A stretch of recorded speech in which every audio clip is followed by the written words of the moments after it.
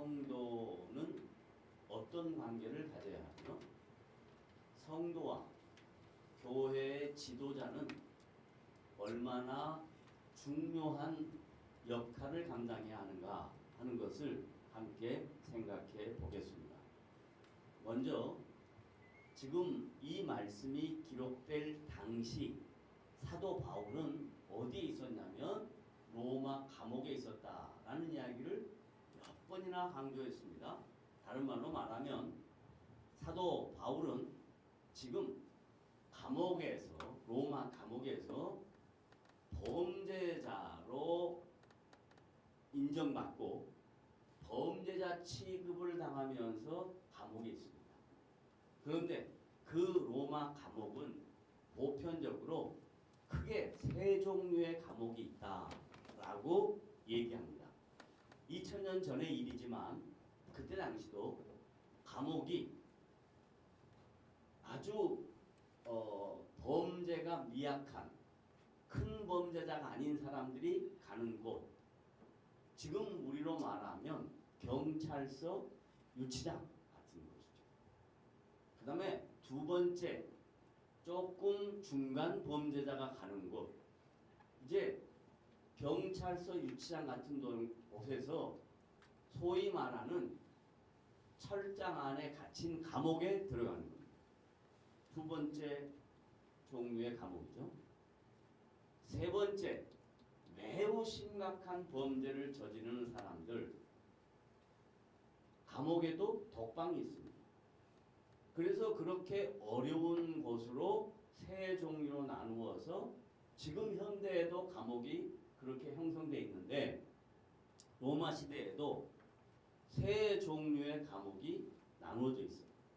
근데 바울이 갇힌 감옥은 가장 중범죄자, 독방 같은 곳, 이런 곳에 있습니다.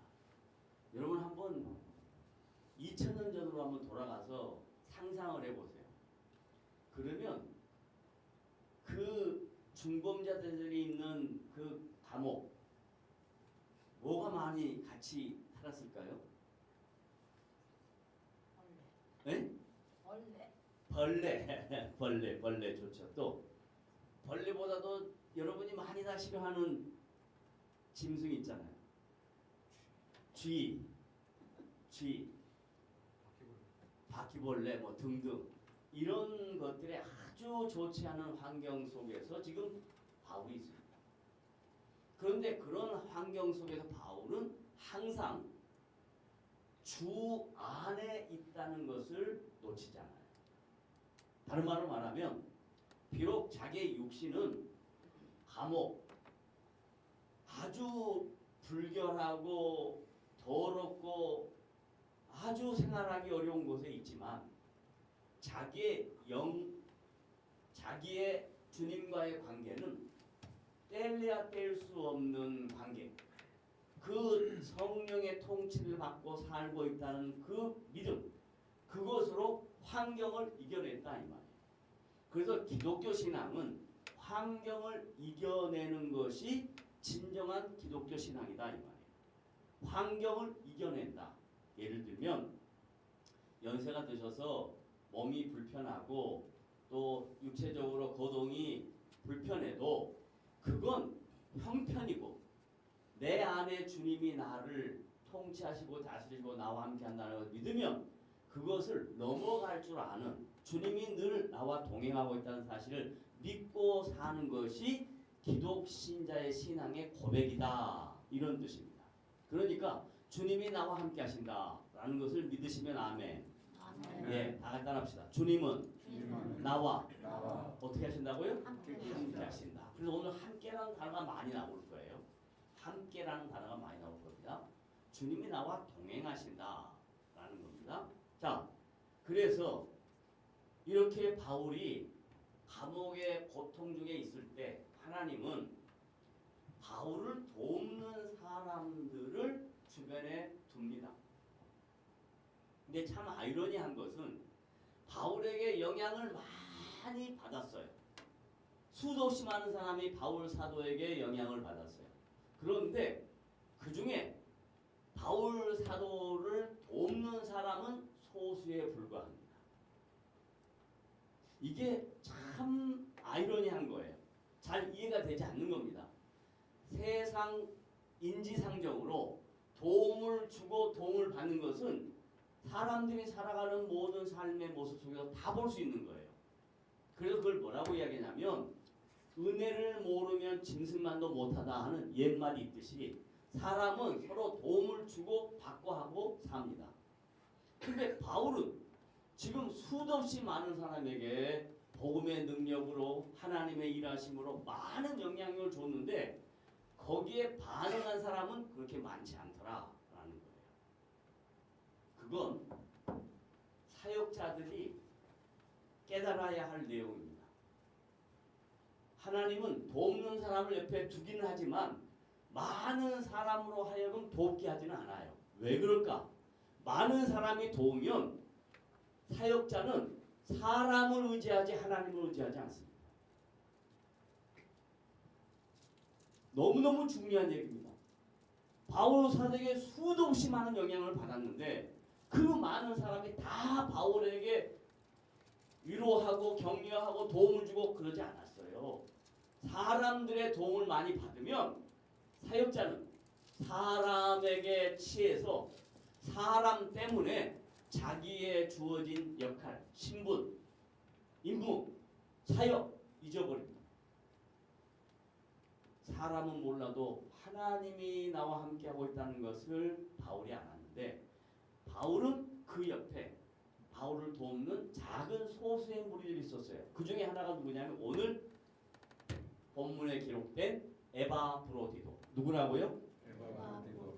그러니까 어떤 분이 그래요. 목사님 에바브로디도는 성이 뭐예요? 라고 물어요. 그래서 제가 그랬어요. 애시다. 그랬어요.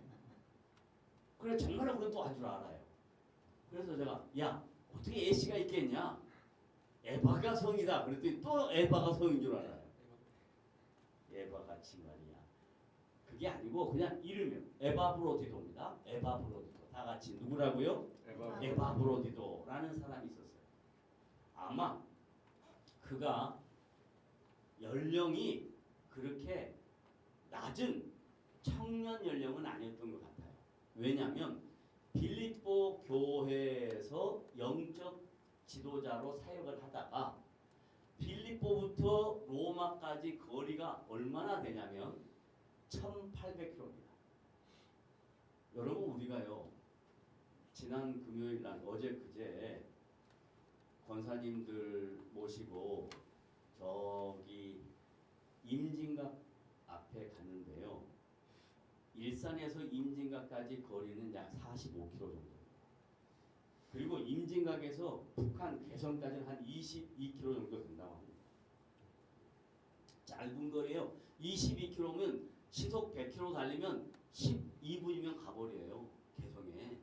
그렇게 가까운 곳이 저 우리 이북의 철조망 넘어서 우리의 동족들이 살고 있습니다. 그런데 지금 우리는 이렇게 빨리 가는 차 혹은 기차, 비행기 등등 교통수단을 이용해서 길고 먼 거리를 가지만 2000년 전에 바울이 감옥에 있을 때 빌립보에서 에바브로디도가 로마까지 가려면 1800km예요. 1800km. 1800km면 하루에 여러분이 많이 걸으면 얼마나 걸을까요? 응? 만보? 아니 그거 말고 정말 어디를 걸어가야 된다 할 때 자 오케이 42.19km가 마라톤의 그 처음 스타트 라인부터 피니시 라인까지 42.19km예요. 그게 사람이 뛰어서 갈 수 있는 최대 거리로 이렇게 이해를 합니다. 그러면 40km를 간다고 생각해봐. 40km. 하루에 40km. 그러면 4, 46, 1600km. 40일. 또 200km 더 남았잖아. 5일. 45일을 걸어서 로마까지 가서 누구를 만나요? 바울을 만나요. 왜 만났냐? 빌립보 교회 성도들이 바울에게 도움을 주고 싶어서 쉽게 말하면 사식을 좀 사 넣어서 주고 싶고 옷도 좀 넣어주고 싶고 이런 것 때문에 에바브로디도가 그걸 가지고 바울을 만나러 갔습니다. 바울이 에바브로도가 자기 옆에 와가지고 자기 돕고 있다는 걸 압니다. 그래서 오늘 말씀 주보에 보면 여러분 뭐라고 써놨는지 이제 보도록 하겠습니다. 바울의 동역자 에바브로디도는 어떤 사람이냐면 바울과 관계에서 자 누구예요? 형제. 그 다음 뭐예요? 함께 준비된 자예요. 그 다음 누구예요? 쓸 것을 돕는 자예요. 바울과 에바브로디는 이런 좋은 관계를 가졌습니다. 그런데 문제는 뭐냐면 에바브로디도가 건강이 악화됐어요. 한번 생각해 보세요. 그 긴 거리를 갔으면 건강이 악화된 건 당연하죠. 그래서 바울이 자기도 감옥에 갇혀서 건강이 불편하지만 신체가 튼튼하지 못하지만 자기의 동역자도 건강이 좋지 않아서 뭘 구하냐면 하나님께 긍휼하심을 구해요. 여러분 왜 긍휼이라는 단어를 썼을까? 왜 긍휼이라는 단어를 썼을까? 하나님 고쳐주세요 그러지 않고 왜 긍휼이라는 단어를 썼을까? 긍휼이라는 말은 뭔 말이냐면 하나님이 우리의 형편과 처지를 그대로 아시는 상태를 긍휼이라고 그래요. 그러니까 이런 얘기예요. 하나님 내 몸이 이렇게 아픈 거 아시죠? 하나님 내가 지금 이렇게 힘든 거 아시죠? 이게 긍휼입니다. 그러니까 여러분이 만약에 힘들면 이렇게 기도하세요. 하나님 지금 내 형편을 아시죠? 다 같이 사람들 하나님 어떻게 하라고요? 내 형편을 아시죠? 그 긍휼입니다. 긍휼. 긍휼한 마음을 주님 나를 긍휼히 여겨주십시오. 그랬더니 주님이 그 형편을 보시고 그 형편 속에 개입을 하십니다. 그래서 회복해 하십니다. 에바브로디도 회복이 되고 바울도 회복이 됩니다. 그래서 여러분 분명히 현대인들에게 의학, 과학 필요합니다. 어느 정도로 지금 현대 문명이 발달했냐면 며칠 전에 여러분 5월 24일 날 누리호 발사하려다가 하루 연기돼서 25일 날 누리호 올라갔잖아요. 이게요 그냥 있는 일이 아닙니다. 전 세계에서 7개 나라만 우주에 그렇게 자국의 힘으로 위성을 쏜 나라 7개밖에 없어요. 우리나라 그런 나라예요. 그 다음에 우리나라 의학은 어느 정도냐면 돈 많은 중동 사람들, 돈 많은 러시아 사람들 그래서 큰 병원마다 가보세요. 다 국제병원이 있어요. 국제병원. 그 사람들이 와서 우리나라에 와서 의학적인 도움을 받습니다. 그만큼 우리나라 의학이 굉장히 발달했어요. 의술이 굉장히 발달했어요. 예를 들면 암 정도는 의사들 말은 뭐라고 얘기하면 그건 이미 다 자기들이 암을 정복할 수 있다 이렇게 얘기해요. 그 정도로 우리나라 지금 의학이 발달했습니다. 의학도 발달하고 과학도 발달하고 문명이 그렇게 발달했어요. 그런데도 불구하고 아무리 과학과 의학과 문명이 발달해도 문제는 뭐냐? 모든 인간에게는 한계가 있다. 인간이 할 수 있는 한계가 있다는 겁니다. 그것이 성경에서 오늘 바울이 설명하고 있는 내용이에요. 2000년 전이나 지금이나 문명은 발달했어도 안 되는 게 있어요. 하나님만이 하실 수 있는 게 있어요. 하나님만이 우리를 긍휼히 여기실 때, 하나님이 우리를 긍휼히 보실 때, 하나님의 일하심이 우리에게 나타날 수 있다는 것을 믿으면 그것만큼 큰 위로가 없어요. 하나님은 나를 긍휼히 여기신다. 따라합시다. 하나님은 나를 어떻게 한다고요? 긍휼히 여기신다. 그렇습니다. 그 다음 넘어가요. 그런데 사람은 자기에게 필요할 때 또 사람은 대부분 자기 입장에서 모든 걸 생각합니다. 에바브로디도가 과거에 빌립보 교회 영적 지도자였어도 잠시 눈에 안 보이면 잠시 그가 우리를 떠나 있으면 사람들은 잊어버립니다. 그리고 바로 지금 있는 사람과 마음을 나누는 것이 이게 보편적인 사람의 모습입니다. 교회 안에요. 갈등 중에 하나가 뭐냐면 이제 교회가 세워져서 초대 사역자가 있다가 은퇴를 하고 후임 사역자가 옵니다. 그러면 참 기가 막혀요. 그 초대 사역자의 수고와 헌신은 한순간에 없어집니다. 그리고 2대 사역자가 다 모든 걸 또 다 가져갑니다. 그러면 그게 얼마나 아픈 마음이에요. 그게 얼마나 안타까운 일이에요. 그래서 바울은 빌립보 교회 성도들한테 뭐라고 이야기했냐면 야 에바브로디도가 누군 줄 아냐? 에바브로디를 어떻게 여겨야 되는 줄 아냐? 이렇게 말해요. 주 안에서 함께 나누는 기쁨을 누구와 같이 나누라 라고 이야기하면 이와 같은 자 앞에 뭐였어요? 자기와 함께 수고하고 그렇죠? 자기와 함께 동역했고 하는 이와 같은 자를 어떻게 여기라? 종기 여기라. 똑같아요. 성도들도 연세가 드신 권사님들 젊은 권사들이 교회 일꾼들이 쉽게 생각합니다. 아니에요. 무슨 일이든지 일은 과정을 통해서 결과가 생기는 겁니다. 어느 날 갑자기 뻥 이루어지는 건 없습니다. 수고한 분들 귀하게 여겨야 돼요. 존귀하게 여겨야 돼요. 그런데 그러지 않는 경우가 특별히 현대사에 가장 많이 나타납니다. 왜? 다 자기중심이기 때문에 그래요. 마지막 때가 되면 전부 자기중심이에요. 그래서 가정에서도 마찬가지예요. 부모를 존귀하게 여겨야 되는데 그렇게 생각하지 않아요. 자기 입장에서 생각하니까 부모 별거 아닌 거예요. 근데 부모 입장에서 생각하면 부모가 얼마나 고마운지 모르겠어요. 존귀 여겨야 된다. 마지막입니다. 에바브로디는 어떤 사람이었는가? 다 같이 한번 읽어봅시다. 시작. 누구를 위하여? 바울을 위하여 안 됐어요. 아무리 바울의 동역자고 함께 군사된 자고 함께 주의 나라를 위하여 수고한 자지만 인간을 위하여 살지 않았어요. 에바브로디도는 그리스도를 위하여 살았어요. 교회에서 많은 성도들이 그리스도가 없어지고 사람이 그 자리에 갑니다.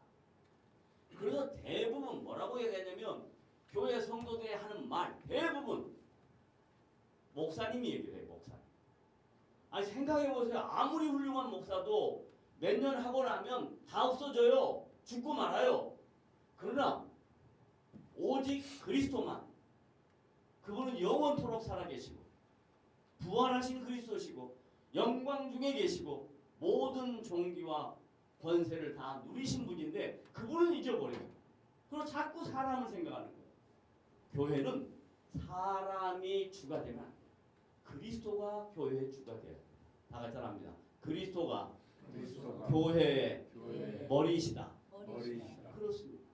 그리스도를 위하여 에바브로드는 자신의 목숨까지도 돌보지 아니했다. 저는 이 말을 묵상하면서 많은 생각을 해봤습니다. 자기 목숨보다 더 귀한 게 있을까? 자기 목숨보다 더 귀한 게 있을까? 근데 에바브로디도는 바울을 위하여 자기 목숨을 버린 게 아니라 그리스도를 위하여 자기 목숨도 그렇게 귀하게 생각하지 않았다. 그렇다면 우리가 누구냐? 로마서 14장 17절에 가면 사나 죽으나 우리는 다 그리스도의 것이다. 그럼 다 같이 따라합니다. 사나 죽으나. 그럼 뭔 말이에요? 지금 살고 있는 나 누구 것이에요?